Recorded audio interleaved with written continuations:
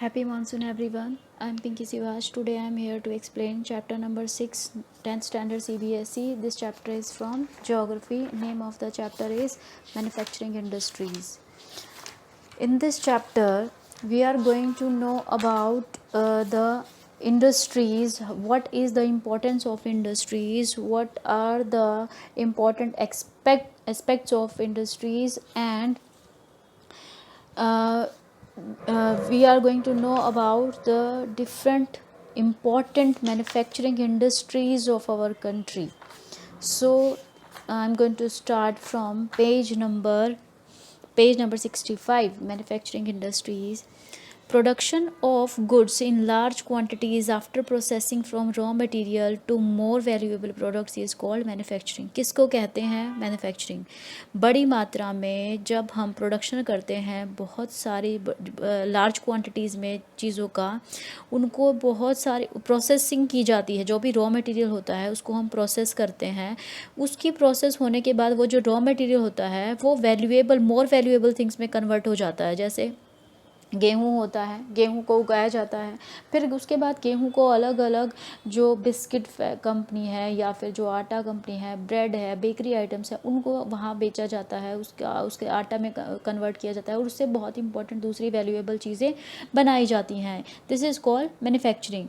Do you know that paper, हम जानते हैं जो पेपर है उसको मैन्युफैक्चर किया जाता है वुड से. शुगर को बनाया जाता है शुगर केन से. आयरन एंड स्टील, आयरन और स्टील को हम आयरन और से बनाते हैं. एल्यूमिनियम फ्रॉम बॉक्साइट, एल्यूमिनियम को हम बॉक्साइट से बनाते हैं. Do you also know that some type of clothes, बहुत सारे जो क्लॉथ्स जो हम मैन्युफैक्चर करते हैं वो धागे से बनाए जाते हैं. Manufacture from yarn which it self is an industrial product. जो धागे से जो भी कपड़े बनाए जाते हैं बड़ी मात्रा में, वो भी अपने आप में एक इंडस्ट्रियल प्रोडक्ट है. क्योंकि आर्टिफिशियल जो धागा होता है, बहुत ऐसे किस्म के कपड़े होते हैं जिनके जो रेशे जो यार्न है वो भी जैसे नाइलॉन है, आर्टिफिशियल जिसको रेशा बोलते हैं, उसको भी हम कहाँ से बनाते हैं? इंडस्ट्री में मैन्युफैक्चर करते हैं. पीपल एम्प्लॉयड, बड़ी मात्रा में जो लोग हैं वो सेकेंडरी एक्टिविटीज़ में जुड़े हुए हैं.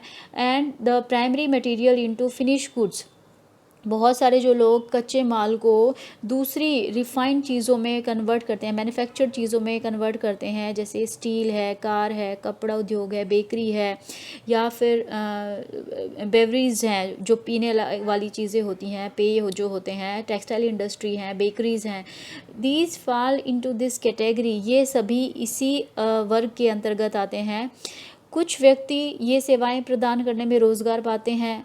In this chapter we are mainly concerned with manufacturing industries which fall in the secondary sector. हम इस चैप्टर में हम इस मैन्युफैक्चरिंग इंडस्ट्रीज़ के बारे में ही पढ़ने वाले हैं जो मैन्युफैक्चरिंग इंडस्ट्रीज सेकेंडरी सेक्टर में ही कंसिडर किया जाता है. The economic strength of a country is measured by development of manufacturing industries. किसी भी देश की जो भी आर्थिक जो विकास होता है, जो इकोनॉमिक स्ट्रेंथ जो होती है, उसको नापा जाता है उस देश की बढ़ती हुई, उस देश की जो डेवलपमेंट होती है मैन्युफैक्चरिंग इंडस्ट्री से, उसको इससे नापा जाता है कि कोई भी देश जो है वो कितना कामयाब है या कितना डेवलप्ड है.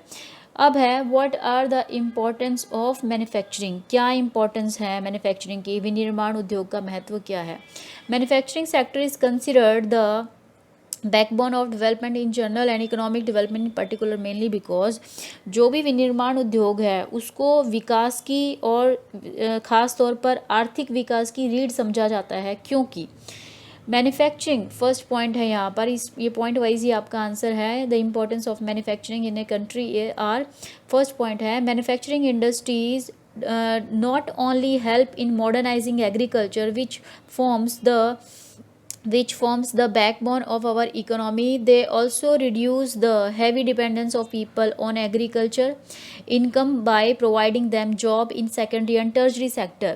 जो भी विनिर्माण उद्योग जो है वो न केवल कृषि को आधुनिकीकरण में सहायक है, जो मॉडर्नाइजेशन है, खेती बाड़ी का, उसमें हेल्प करता है, बल्कि जो सेकेंडरी और जो टर्जरी सेवाओं जो सेक्टर में लगे हुए जो लोग हैं उनके लिए बहुत ज़्यादा रोज़गार उपलब्ध कराया जाता है, ताकि ज़्यादा से ज़्यादा जो लोग जो प्राइमरी सेक्टर में सिर्फ एग्रीकल्चर पर डिपेंडेंट हैं वो कम हो सके। अगर सेकेंडरी और टर्जरी नहीं होगा तो देश में रोज़गार कितने कम होंगे, और सारे के सारे जो लोग होंगे वो किस पर डिपेंडेंट हो जाएंगे, प्राइमरी पर। तो ये चीज़ को जो हमारा मैन्युफैक्चरिंग है वो इसको हटाता है। Industrial development is a precondition for eradication of unemployment and poverty from our country। उस किसी भी देश की जो भी इंडस्ट्रियल डेवलपमेंट है वो एक पहली एक इम्पॉर्टेंट एक शर्त है। प्री कंडीशन मतलब एक इम्पॉर्टेंट जो पहले रखी गई जो शर्त होती है वो है ताकि देश के अंदर से जो अनएम्प्लॉयमेंट है वो घट सके, वो दूर हो सके, और देश से गरीबी जो है वो हटाई जा सके। This was the main philosophy behind public sector industries and joint sector ventures in India. यही फिलॉसफी को दिमाग में रखा गया था जब भारत में जो सार्वजनिक और संयुक्त क्षेत्र में जो उद्योग लगाए गए थे वो इसी विचार पर लगाए गए थे। एंड ये जो भी जॉइंट सेक्टर वेंचर जो हैं और पब्लिक सेक्टर जो सरकारी जिसको बोलते हैं, सार्वजनिक या संयुक्त जिसको बोलते हैं, वो जिसमें सरकार का बड़ा योगदान होता है। It was also aimed at bringing down regional disparities by establishing industries in tribal and backward areas. और इसके साथ साथ इसी जो जनजातीय और जो पिछड़े क्षेत्र हैं उनमें उद्योगों की स्थापना का उद्देश्य भी क्षेत्रीय जो रीजनल डिस्पैरिटीज़ होती हैं, जो क्षेत्रीय समानताएं होती हैं, उनको कम करना था ताकि सभी एरियाज़ का इक्वली डेवलपमेंट किया जा सके। Export of manufactured goods expand trade and commerce and brings in much needed foreign exchange। जो निर्मित वस्तुएं होती हैं, जो तैयार चीज़ें होती हैं, जो मैन्युफैक्चर्ड गुड्स होती हैं, उनको जब एक्सपोर्ट किया जाता है, उनको जब निर्यात किया जाता है, जिसकी वजह से जो देश का जो वाणिज्य जो ट्रेड है और कॉमर्स जो है वो उसमें बढ़ोतरी होती है, जिसकी वजह से बड़ी मात्रा में विदेशी मुद्रा को हासिल किया जाता है। फिर है countries that transform their raw material into a wide variety of finish goods of higher value are prospers. जो भी देश, वही देश आज विकसित हैं, वही देश आज डेवलप्ड हैं जो कच्चे माल को अलग अलग और इम्पॉर्टेंट वैल्यूएबल चीज़ों में कन्वर्ट करते हैं और फिनिश गुड्स में कन्वर्ट करते हैं, वही देश आज कामयाब हैं, प्रॉस्पर्स हैं, समृद्ध हैं। India's prosperity lies in increasing and diversifying its manufacturing industries as quickly as possible. भारत का जो विकास है वो अलग अलग जो चीज़ों को और जल्दी शीघ्र औद्योगिक विकास में ही भारत का भी जो विकास है वो छुपा हुआ है। और अलग अलग तरीके से जो जितनी भी चीज़ें हैं मैंने उनको अलग अलग इंडस्ट्रीज़ को, मैन्युफैक्चरिंग इंडस्ट्रीज़ को अलग अलग तरीके से उसको हासिल किया जाए, अलग अलग चीज़ों को मैन्युफैक्चर्ड किया जाए अलग अलग तरीक़ों से, तभी हमारे देश की जो डेवलपमेंट है वो जल्दी हमको हासिल होगी। Agriculture and industry are not exclusive of each other. ये दोनों जो खेती बाड़ी जो है और जो हमारे इंडस्ट्रीज़ हैं, उद्योग हैं, वो एक दूसरे से अलग नहीं है, ये एक दूसरे के पूरक हैं। For example they move hand in hand, ये एक दूसरे के साथ साथ चलते हैं, पूरक हैं एक दूसरे के, एक ही सिक्के के दो पहलू हैं। यहाँ पर आपका यही क्वेश्चन भी है, यहाँ पर इनको इन्वर्टेड कोमास में लेके आप पूछ सकते हो how you can say that. For instance, example के लिए जो भी एग्रो बेस्ड इंडस्ट्री है भारत में, जो भी खेती बाड़ी के लिए जो भी एग्रो बेस्ड इंडस्ट्री हैं जो कृषि पैदावार को बढ़ोतरी के लिए प्रोत्साहित करती हैं, have given a major boost to agriculture by raising its productivity। जो भी हमारे कृषि पर आधारित उद्योग हैं उन्होंने ही खेती बाड़ी की पैदावार को बढ़ोतरी में प्रोत्साहित किया है। ये उद्योग नए कच्चे माल के लिए कृषि पर निर्भर करते हैं और इनके द्वारा जो निर्मित चीज़ें हैं जैसे सिंचाई के पंप हैं, फिर they depend on later for raw material and sell their products such as irrigation pump, fertilizers, insecticide, pesticide, plastic and PVC pipe, machine and tools etc. to farmers, thus development and competitiveness ये सारी जो चीज़ें हैं, सिंचाई के लिए जो pump हैं, उर्वरक हैं, कीटनाशक दवाएं हैं, प्लास्टिक पाइप हैं, मशीनें हैं, खेतीबाड़ी के औजार हैं, ये सारी चीज़ें किसानों पर निर्भर हैं। इसीलिए जो भी इंडस्ट्रीज़ हैं वो इन सारी चीज़ों को के विकास के लिए ना सिर्फ खेतीबाड़ी के को बढ़ावा मिला है, बल्कि जो उत्पादन है जो वो भी काफ़ी बढ़ा है। Manufacturing industries has not only assisted, manufacturing industry ने ना ही सिर्फ एग्रीकल्चर जो फार्मर्स हैं उनको असिस्ट किया है, उनको हेल्प किया है अपने प्रोडक्शन को बढ़ाने में, but also made the production process very efficient, बल्कि उसके साथ साथ जो भी प्रोडक्शन प्रोसेस है उसको बहुत ज़्यादा प्रभावशाली भी बनाया है। In the present day of world globalisation our industry need to be more efficient. आज का जो दुनिया है, आज का जो समाज है कि बढ़ता हुआ जो ग्लोबलाइजेशन है, जो वैश्वीकरण है, उसकी वजह से हमारे जो उद्योग हैं उनको बहुत ज़्यादा कॉम्पिटिटिवनेस मिली है और उनको और भी ज़्यादा एफिशिएंट और भी ज़्यादा सक्षम होने की ज़रूरत है, प्रभावशाली बनने की ज़रूरत है। But self sufficiency alone is not enough, लेकिन सिर्फ आत्मनिर्भर होना ही काफ़ी नहीं है। हमारी जो चीज़ों के अंदर हमारी जो क्वालिटी है with those in the international market, हमारी जो गुणवत्ता है अंतर्राष्ट्रीय स्तर की, तो तभी जब हमारी जो हम चीज़ों को जो मैन्युफैक्चर कर रहे हैं वो इंटरनेशनल लेवल की हो, इंटरनेशनल लेवल की मार्केट के हिसाब की हो, only then we will be able to compete in the international market, तभी हम अंतर्राष्ट्रीय बाज़ार में प्रतिस्पर्धा कर पाएंगे, compete कर पाएंगे। Contribution of industry to national economy, ये भी आपका क्वेश्चन है। Describe about the contribution of industry to national economy. Over the last 2 decades, पिछले 2 दशकों में the share of manufacturing sector has station at 17% of GDP out of total 27% for the industry which includes 10% for mining, quarrying and electricity and gas. पिछले 2 दशकों से जो हमारी GDP रही है, जो हमारा सकल घरेलू उत्पाद रहा है, उसमें जो मैन्युफैक्चरिंग इंडस्ट्री है उसका टोटल योगदान, उसका टोटल जो कंट्रीब्यूशन है वो 27% में से जो 17% ही रहा है, जिसमें से केवल जो 10% है वो माइनिंग, जो खनिज खनन होता है, जो गैस है, विद्युत ऊर्जा है, इनका योगदान 10% रहा है। This is much lower in comparison to some East Asian countries, ये कुछ पूर्वी एशियाई देशों के कंपैरिजन में ये बहुत ही कम है। और उन जो भी पूर्वी एशियाई जो ईस्टर्न एशियाटिक कंट्रीज़ हैं, in such lower comparison to some East Asian economies where it is 25 to 35%, कुछ जो हमारे पड़ोसी देश हैं, एशियाई जो कंट्रीज़ हैं, उनमें ये जो सकल घरेलू उत्पाद है उसमें 25 से 35% तक विनिर्माण जो इंडस्ट्री है उसका 25 से 35% तक का योगदान होता है उनके देश की GDP में। पिछले 1 दशक से जो भारतीय विनिर्माण क्षेत्र है उसमें 7% वर्ष की दर से बढ़ोतरी हुई है। बढ़ोतरी की ये दर अगले दशक में 12% से भी की एक्सपेक्टेशन की जा रही है कि आगे आने वाले जो 10 साल होंगे उसमें ये 12% हो जाएगी। एंड दिस डिज़ायर 12% सिंस 2003 से लेकर जो हमारी मैन्युफैक्चरिंग है उसका, उस क्षेत्र का विकास 9 से 10% हर साल उसकी दर से हुआ है। इसका जो विकास है वो हर साल 9 से 10% की दर से इसका विकास होता चला आ रहा है, जो भी हमारी मैन्युफैक्चरिंग इंडस्ट्री है।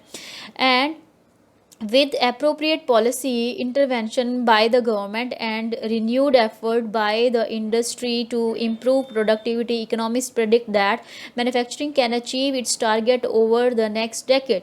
जितनी भी सरकारी नीतियां हैं और उसके साथ साथ जो औद्योगिक उत्पादन में बढ़ोतरी के जो भी नई कोशिशें की जा रही हैं, उससे जो हमारी इकोनॉमिस्ट हैं, जो अर्थशास्त्री हैं, वो ये अनुमान लगा रहे हैं कि जो हमारी मैन्युफैक्चरिंग इंडस्ट्री है वो आगे आने वाले 10 सालों में अपने इस लक्ष्य को, अपने इस एम को पूरा कर पाएगी।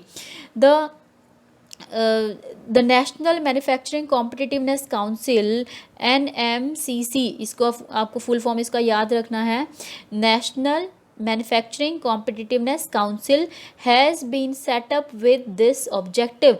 ये जो हमारी राष्ट्रीय विनिर्माण प्रतिस्पर्धा परिषद, इसका नाम हिंदी में से बोलेंगे नेशनल मैन्युफैक्चरिंग कॉम्पिटिटिवनेस काउंसिल, इसकी स्थापना जो है वो इसी बात को अपने दिमाग में रख कर की गई है। फिर है इंडस्ट्रियल लोकेशन। तो इंडस्ट्रियल लोकेशन, अब इसका मतलब ये है कि कहीं पर भी आप इंडस्ट्री को सेटअप करना चाहते हो तो कुछ चीज़ों को, कुछ फैक्टर्स को आप अपने दिमाग में रखोगे। सपोज़ हमें किसी चीज़ की फैक्ट्री को कहीं पर लगाना है तो हमारे दिमाग में बहुत सारी चीज़ें होंगी उसके पहले। तो उसके बारे में है कि industrial locations are complex in nature. उद्योगों की जो स्थापना है वो अपने आप में एक जटिल प्रोसेस है, मुश्किल है। इसकी स्थापना कई चीज़ों पर, इसकी जो दीज आर इन्फ्लुएंस्ड बाय, इनको ये जो लोकेशन है, इंडस्ट्री की लोकेशन, ये कई सारी चीज़ों से अफेक्ट होती है। Availability of raw material, labour, capital, power, market etcetera, ये सारी चीज़ें को दिमाग में रखना पड़ता है कि कच्चा माल उपलब्ध है कि नहीं है, जो लेबर है वो मिलेगा कि नहीं, वहाँ पर कैपिटल मिलेगी कि नहीं, फिर और पावर जो जिससे वो चीज़ें चलाई जाएंगी, इलेक्ट्रिसिटी, तो ये सारी चीज़ों को दिमाग में रखा जाता है। मार्केट कितना दूर है।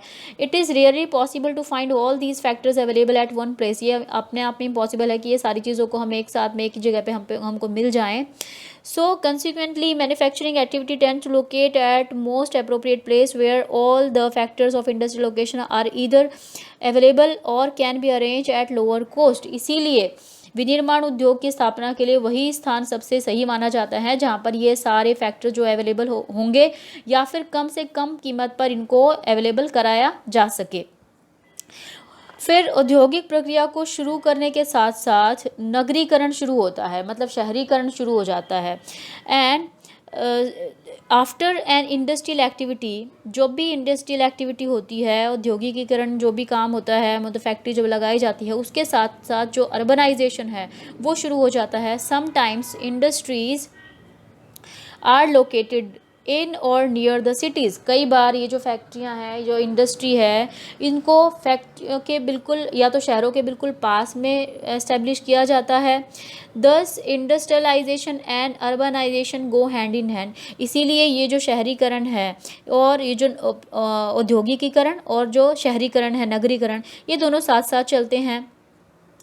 द सिटीज़, जो शहर होते हैं, वो प्रोवाइड करते हैं मार्केट और प्रोवाइड करते हैं सर्विसेज सच एज बैंकिंग है, इंश्योरेंस है, ट्रांसपोर्ट है, लेबर है, कंसल्टेंट्स हैं, फाइनेंशियल एडवाइस है। ये सारी चीज़ें जो भी हम इंडस्ट्री सेटअप करेंगे वो ये सारी चीज़ों के लिए इंडस्ट्री को ज़रूरत पड़ेगी। और ये सारी चीज़ें कहाँ से मिलेंगी? शहरों से मिलेंगी, नगरों से मिलेंगी। And many industries tend to come together to make use of the advantages offered by the urban centers known as agglomeration economies। उसके साथ साथ बहुत सारे जो भी सुविधाएं हैं, नगर केंद्रों को दी गई सुविधाओं से कई बार बहुत सारे उद्योग नगरों के आसपास ही केंद्रित हो जाते हैं, जिसको कहते हैं एग्लोमरेशन इकोनॉमीज, समूहन बचत ऐसा कहा जाता है इनको। कि बड़ी मात्रा में अब जो भी many industries trend to come, बड़ी मात्रा में जो इंडस्ट्रीज़ होती हैं वो एक साथ में आ जाती है। सपोज़ यहाँ पर जिस तरीके से मैं एग्जांपल बता रही हूँ कि जैसे मोरबी में है, कितनी सारी सिरामिक की जो कंपनीज है वो यहाँ पर इस्टेब्लिश की गई हैं। तो ये सारी जो इंडस्ट्रीज़ हैं ये एक दूसरे से बहुत सारी चीज़ों का फ़ायदा उठाती हैं। सपोज़ किसी को बाहर से मशीनरी मंगवानी है तो 3 या 4 या 5 जो कंपनीज होंगी वो एक साथ में बाहर से इंपोर्ट करेंगी। ओवरसीज से किसी को कुछ मंगवाना है तो वो एक साथ में उन चीज़ों को मंगवा सकती हैं। लेबर जो है उसको बांटा जा सकता है, फिर कंसल्टेंसी है उसको बांटा जा सकता है। एक कंपनी होगी तो उसके जो अंदर काम करने वाले होंगे वो दूसरी कंपनीज को भी अपनी सेवाएँ दे सकेंगे। तो ये सारी जो चीज़ें हैं इसको हम कहते हैं agglomeration economies. Gradually a large industrial agglomeration take place, धीरे धीरे एक बड़ा इंडस्ट्रियल एग्लोमरेशन जो होता है वो बन जाता है धीरे धीरे। जैसे यहाँ पर सपोज पहले शुरुआत में यहाँ पर 2 या 4 फैक्ट्री रही होंगी, उसके बाद फिर 10 या 20 हो गई होंगी, धीरे धीरे अब ये 700, 800 या 1000 तक की गिनती में पहुँच जाएंगी। In the pre independence period most manufacturing units were located in place from the point of view of overseas trade such as Mumbai, Kolkata, Chennai etcetera. देश के आज़ाद होने के पहले बड़ी मात्रा में जो मैन्युफैक्चरिंग यूनिट्स थी उनको लोकेट किया जाता था ऐसी जगह पर जहां से दूसरे देशों के साथ व्यापार करना आसान हो सके, जैसे कि मुंबई है, कोलकाता है, चेन्नई है। ये सारे जो बड़े शहर थे, मेट्रो सिटीज़, ये अपनी पोर्ट्स, अपनी बंदरगाहों के कारण इतने ज़्यादा प्रॉस्पर्स हो पाए। कंसिक्वेंटली दे इमर्ज, धीरे धीरे ये ऐसी emerge certain pockets of industrial develop urban centres, धीरे धीरे फिर उसके बाद जो कुछ ऐसे नगर औद्योगिक केंद्रों के रूप में उभरे जो अब ग्रामीण इंटरलैंड से घिरे थे। धीरे धीरे अंदर जो मेन शहर हैं इनके आसपास के एरियाज़ में भी काफ़ी ज़्यादा डेवलपमेंट होना शुरू हो गया। जो भी ये मेन सिटीज़ है इनके आसपास की जो सर्टेन पॉकेट्स थी उनमें भी इंडस्ट्रियल जो डेवलपमेंट थी वो धीरे धीरे होना शुरू हो गई।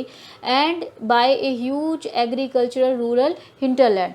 एग्रीकल्चर रूरल हिंटरलैंड का मतलब है कि वो भी जो ग्रामीण कृषि पृष्ठ प्रदेश जिसको हिंटरलैंड है, जो चारों ओर जो खेती बाड़ी वाले एरियाज़ होते हैं, वहाँ पर भी धीरे धीरे ये जो औद्योगिक केंद्र हैं वो उभरना शुरू हो गए, वो डेवलप होना शुरू हो गए। सिर्फ मेन जो शहर है वहाँ नहीं, आसपास के जो भी कोई भी एक मेन सिटी होता है वो अपने आप को एक्सपेंड करना शुरू कर देता है, अपने एरिया को बढ़ाना शुरू कर देता है, तो आसपास के जो भी एरियाज़ हैं वो उसके अंदर इंक्लूड होना शुरू हो जाते हैं। यहाँ पर आपको एक चार्ट डायग्राम दिया गया है, इंडस्ट्री मार्केट लिंकेज। तो यहाँ पर इनपुट्स हैं, इनपुट्स में क्या क्या आएगा, रॉ मटेरियल है, component parts, factory production, land, labour, capital, entrepreneur, infrastructure, उसके बाद इनको ट्रांसपोर्ट, फिर फैक्ट्री, फिर आउटपुट, फिर ट्रांसपोर्ट, फिर मार्केट, और मनी जो है वो दोनों तरीके से काम कर रहा है। The key to decision of the factory location is the least cost. सबसे मुख्य बात यह है कि कोई भी जो भी उद्योग लगाया जाएगा कि सबसे कम पैसा, न्यूनतम लागत, कम से कम लागत में उसको लगाया जाने की कोशिश की जाएगी। गवर्नमेंट की जो भी पॉलिसीज़ होती हैं, government policies and specialized labor also influence the location of industry। Government की जो भी पॉलिसी हैं और उसके साथ साथ जो भी निपुण, जो भी स्किल्ड लेबर जो होता है, अगर कहीं पर कपड़े का काम है, कहीं पर मिट्टी का या फिर सेरामिक का जो काम है, यदि वहाँ का लेबर इन चीज़ों को, इनकी उद्योग की इस काम की बारीकी को अच्छे से जानता होगा तो और वो अच्छे से अवेलेबल होगा वहाँ पर लेबर, तो ये वाली बातों से भी किसी भी जो इंडस्ट्री है उसकी लोकेशन के ऊपर इफ़ेक्ट पड़ता है। That's it in this video.